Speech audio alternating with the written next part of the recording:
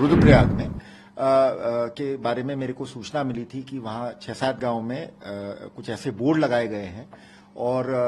जिसमें कि बाहरी व्यक्तियों के प्रवेश पे रोक लगाई गई है और जुर्माने के लिए बात की गई है। सभी ग्राम प्रधानों से हमने यही अनुरोध किया है कि भाई देखिए, एक तो ऐसा कोई बोर्ड ना लगाएं जो किसी वर्ग विशेष, किसी जाति विशेष, ऐसे किसी समुदाय विशेष के लोगों को मतलब को टारगेट करता है। अगर आपको बाहर के लोगों का आवागमन पे कुछ रोक टोक लगानी है, आपको अधिकार है, जो भी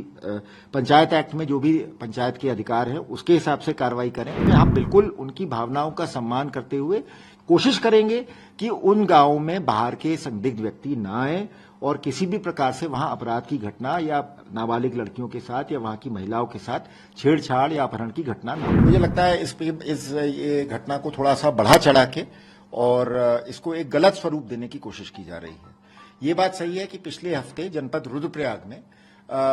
के बारे में मेरे को सूचना मिली थी कि वहाँ 6-7 गांव में कुछ ऐसे बोर्ड लगाए गए हैं और जिसमें कि बाहरी व्यक्तियों के प्रवेश पे रोक लगाई गई है और जुर्माने के लिए बात की गई है स्थानीय ग्राम पंचायत द्वारा। तो इसको अब उसमें शायद कुछ लोगों ने ये बताया मुझे और मतलब जो मेरे पास विजुअल भेजे थे उसमें ये था कि उसकी भाषा शायद इस प्रकार से थी कि ये प्रतीत हो रहा था कि वो सिर्फ एक वर्ग विशेष के या एक समुदाय के लोगों के खिलाफ वो बोर्ड्स लगे हुए हैं। तो जहां तक इसकी बात है, मुझे लगता है कि इसमें थोड़ा सा कुछ गलतफहमी है और इन बोर्ड्स को लगाने के पीछे जो हमारे स्थानीय नागरिकों की भावनाएं हैं, जो उनकी मंशा है, उसको सही रूप से मीडिया में नहीं प्रोजेक्ट किया जा रहा है। और इसमें मैं ये बताना चाहूंगा कि जो चूंकि वोट की भाषा हो सकता है थोड़ा वैसी कुछ लोगों को उस पर लोगों ने आपत्ति उठाई थी, तो वो भी हमने उनकी जिन लोगों ने प्रतिक्रिया व्यक्त की थी उनकी भी हमने भावनाओं का सम्मान करते हुए सबसे पहले तो पुलिस ने उन बोर्ड्स को हटाने के लिए जिला पंचायतों से ग्राम पंचायतों से आग्रह किया था। और मुझे बड़ी ये बताते हुए बड़ी खुशी है कि वहाँ स्थानीय जो सरपंच वगैरह थे उन्होंने भी इस चीज़ की संवेदनशीलता को समझते हुए वो बोर्ड तत्काल हटा दिए थे और उसमें पुलिस जांच कर रही है क्या वो था। लेकिन हमें थोड़ा सा इसकी डेप्थ में जाना चाहिए। देखिए, उत्तराखंड के जो पहाड़ हैं, जो वहाँ हमारे गांव बसे हुए छोटे छोटे गांव हैं और जो वहाँ पे हमारी जो जनता है जो पीढ़ी दर पीढ़ी से वहाँ रह रही है, ऐसा कुछ नहीं है कि वो लोग बाहर के व्यक्तियों के प्रति कोई राग द्वेष की भावना रखते हों या कोई उनके मन में कोई नफरत वाली बात हो। उनका उत्तराखंड पौराणिक काल से तीर्थ यात्रियों के लिए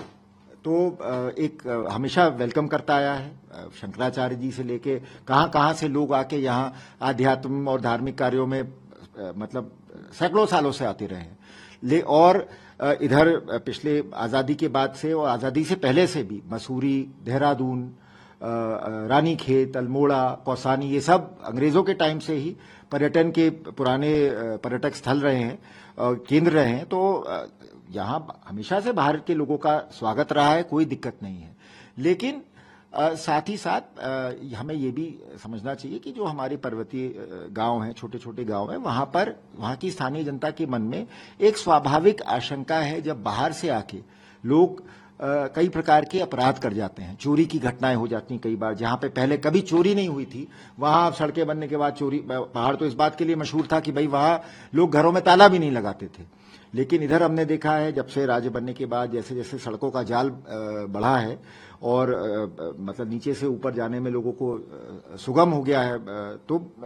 उसमें फिर अपराध वहां पे छोटे छोटे गांव में होने लगे हैं। इधर पिछले साल 6 महीने में ये भी पाया गया कि कुछ लव जिहाद की टाइप की घटनाएं हुई जिसमें कि नाबालिग लड़कियों को बहला फुसलाकर किसी वर्ग विशेष के लोग ले गए, जिसमें पुलिस ने फिर कार्रवाई भी करी, उसमें बड़ी तीखी प्रतिक्रिया भी व्यक्त की गई। तो हमें इन चीज़ों का भी सम्मान करना चाहिए और वहाँ की जनता के मन में अगर इस प्रकार के अपराधों के प्रति संवेदनशीलता है, भय है, आशंका है, तो उसको भी दूर करना पुलिस का दायित्व है, हमारा कर्तव्य है। क्या प्रिकॉशन पुलिस क्या देखिए, हम इसमें बस यही कह रहे हैं, सभी ग्राम प्रधानों से हमने यही अनुरोध किया है कि भाई देखिए, एक तो ऐसा कोई बोर्ड ना लगाएं जो किसी वर्ग विशेष, किसी जाति विशेष, ऐसे किसी समुदाय विशेष के लोगों को मतलब को टारगेट करता हो, ये मतलब वैधानिक रूप से और मैं समझता हूं नैतिक रूप से ये ठीक नहीं होगा। बिल्कुल अगर आपको बाहर के लोगों का आवागमन पे कुछ रोक टोक लगानी है, आपको अधिकार है, जो भी